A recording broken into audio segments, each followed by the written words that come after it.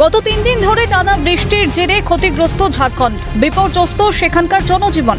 জলস্তর বৃদ্ধি পেয়েছে তিলিয়া এবং কোডারমা বাঁধে, যার কারণে ধানবাদের মাইথন বাঁধের 8টি এবং পাঞ্চেত বাঁধের 6টি গেট খুলে দেওয়া হয়েছে।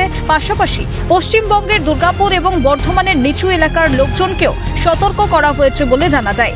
দুর্গাপুর ব্যারেজ থেকে জল ছাড়ার পরিমাণ কমল সকাল 10টা পর্যন্ত 2,51,600 কিউসেক। ডিভিসি জল ছাড়ায় বাঁধ ছাপিয়ে জল ঢুকছে বিস্তীর্ণ গ্রামে। মাইথন বাঁধের জলস্তর বৃদ্ধির কারণে জলধার থেকে 495 RLD জল ছাড়া হয়েছে। নিচু এলাকা থেকে গ্রামবাসীদের ত্রাণ শিবিরে নিয়ে যাওয়ার ব্যবস্থা করা হয়েছে। আশেপাশের উপকূলীয় এলাকায় বসবাসকারী মানুষের নিরাপত্তার কথা মাথায় রেখে সতর্ক থাকতে বলা হয়েছে প্রশাসনের তরফে। आपका घर पे घुसना स्टार्ट हुआ? पानी है तो मैं एक बैग बढ़ा दिया एकदम सुबह 9 बजे से। अच्छा, अभी आप लोग को कहाँ जा रहे हैं? अभी हम लोग जाएंगे स्कूल ऊपर जाएंगे और कहाँ जाएंगे। এ বিষয়ে ডিভিসির নির্বাহী পরিচালক অঞ্জলি কুমার দুবে জানিয়েছেন, তিলাইয়া এবং কোডারমা থেকে অতিরিক্ত জল ছাড়ার কারণে পাঞ্চেত এবং মাইথন বাঁধে জল ধারণ ক্ষমতা ছাড়িয়ে গেছে। বুধবার আরও জল ছাড়ল ডিভিসি। মাইথন ব্যারেজ থেকেও ছাড়া হচ্ছে জল।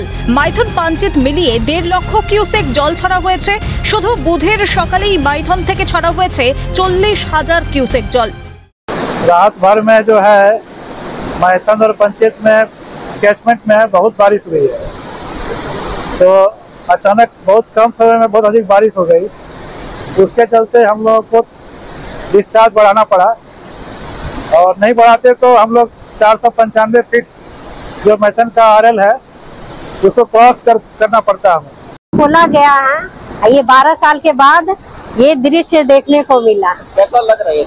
बहुत सुंदर, बहुत सुंदर। मतलब इसे आप छोटा काश्मीर बोल सकते हैं।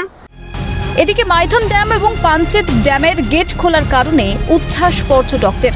বাঁধের সৌন্দর্য উপভোগ করতে এবং সুন্দর দৃশ্যকে ক্যামেরাবন্দি করতে ভিড় জমাতে দেখা যায় বহু পর্যটকদের।